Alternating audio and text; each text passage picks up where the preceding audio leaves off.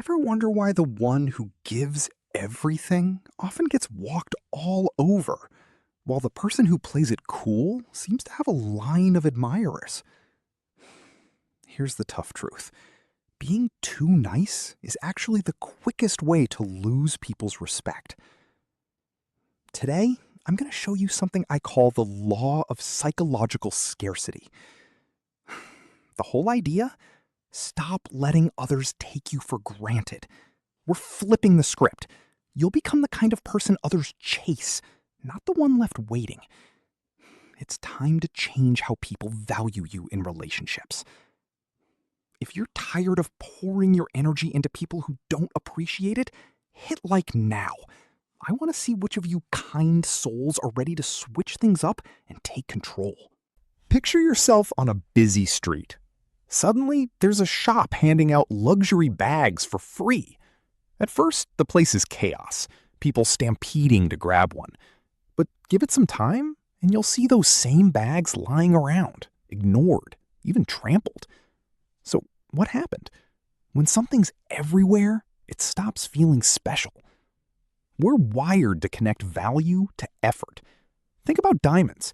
They aren't that precious just because they sparkle. It's the trouble of digging them up that makes them expensive. When something's hard to get, everybody wants it. It's the same with people. If you're always around, replying instantly, telling everyone your life story just because they ask, you start seeming cheap, almost disposable. People stop noticing you because you never give them a chance to miss you. So dial it back. Don't let everyone know what you're up to or where you are all the time. Make yourself a little scarce.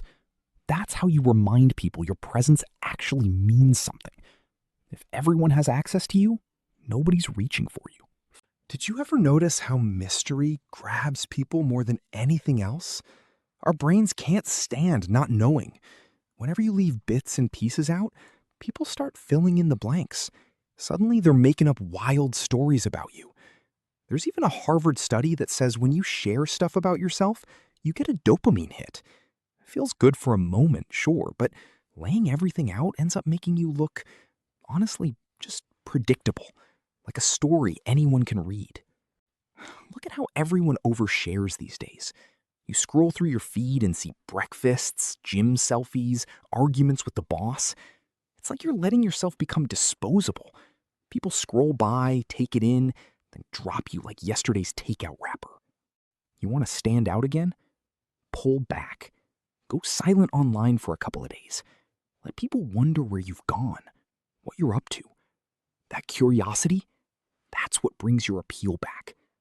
Because honestly, the more you spill, the less people care. Your words lose their edge fast. Think about the Titanic, the unsinkable giant that went down after hitting an iceberg. The real danger wasn't the ice you could see. It was the huge chunk lurking below the surface. That's how charisma works too. Only a small part of you should show. The rest, your dreams, your plans, your struggles, keep them hidden. Mystery's got real power. You can feel it, even if you can't see it. People who spill all their plans lose that drive to actually make things happen.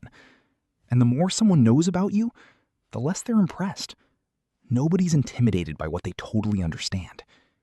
If someone asks what you're up to, just smile and tell them, "I'm working on something. You'll find out soon enough." That simple answer makes you seem larger than life and tough to read.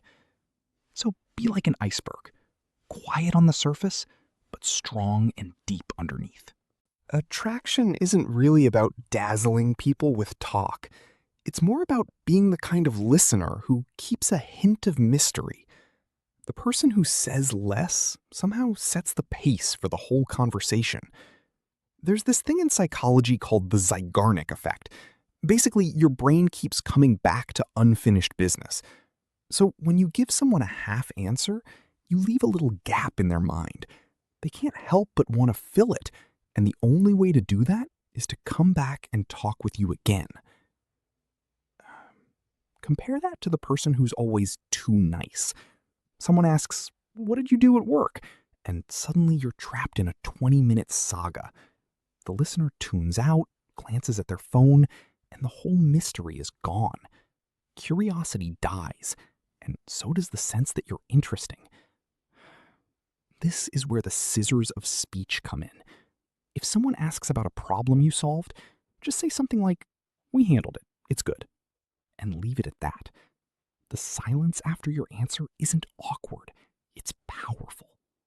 It draws people in and makes them want more. That's how you create real presence. Take water, for example. As long as it's running from the tap, nobody really stops to notice or care. It's just there. But cut it off for even an hour, and suddenly the whole house is scrambling. People start to panic, searching everywhere. And only then does water feel precious. Psychologists call this the reverse scarcity principle. When something's always around, people tend to take it for granted. It only matters when it's slipping away. Robert Greene talks about this in the 48 Laws of Power. He puts it simply: use absence to increase respect and honor. If you're always the first to answer every call, showing up at every single get-together, well, folks start expecting it. You turn into a fixture, someone they use only when it's convenient. You're reliable, but you're not special. This is where a graceful no comes in handy. Skip a gathering. Say, "I've got something important lined up." By doing that, you remind people your time isn't up for grabs. It's worth planning for. That little bit of distance, it gets people thinking about you, wanting you there, appreciating you more. Sometimes being less available is exactly what makes you valuable. If you're still reading, you're not just another bystander. You're looking for real strength and a sense of presence. So go ahead, hit subscribe and turn on those notifications. We're about to dive into a crash course on rebuilding your personality from the ground up. Stick around, because what's coming next is the secret behind real greatness. Here's the truth. The biggest thing killing your attractiveness isn't your looks, and it's not money either. It's falling into a routine.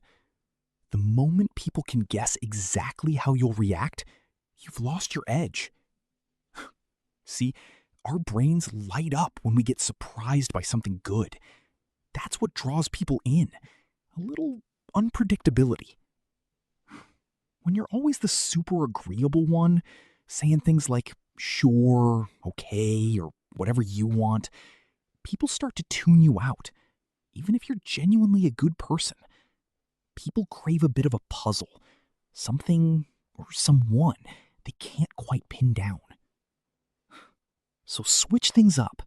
If you're usually calm, shock them with some real confidence when someone pushes too far. If you're usually all business, toss in a weird hobby or a flash of creativity. Keep them guessing. That's how you hold the spotlight. Why do we love movies that don't tie up every loose end? And why do we spend way more time picking apart the Joker than Batman? Honestly, the Joker just has more going on. He's unpredictable. You never feel like you have him figured out. Batman's a little easier to read. You get the gist after a while. It's kind of like people. The ones who tell you everything right away are like a book you finish in one sitting. You close it, and that's that. But the people who hold a bit back, they stay interesting. Just when you think you know them, they surprise you. If you spill your whole story the first time you meet someone, there's nothing left to uncover. Where's the fun in that? Let people peel back your layers, like you're an onion, one at a time. Show your skills and your quirks gradually. Make them say, "Wait, you can do that too?" Save some things for later. Keep a little mystery, and always have an ace up your sleeve. Here's the trick every stage legend and movie star swears by. Leave before people get tired of you. It's not just about mystery, it's psychology. Folks only really remember the best part and how things ended. So if you hang around until the energy fizzles out, you become a snooze in their memory. The people everyone wants around, They get up and leave right when the room's alive, laughter's rolling, and everyone's genuinely enjoying their company. Don't let people get too comfortable or bored. Head out while you're still shining. That way, you don't just end the night on a high, you make them crave your next visit. Whisper, exit while you're still the highlight. It's how you stay unforgettable. Picture living in a glass house right in the middle of the street. Anyone walking by can see you as you sleep, eat, or break down. Does that sound safe? Not even close. A little mystery does more than make you interesting. It protects you.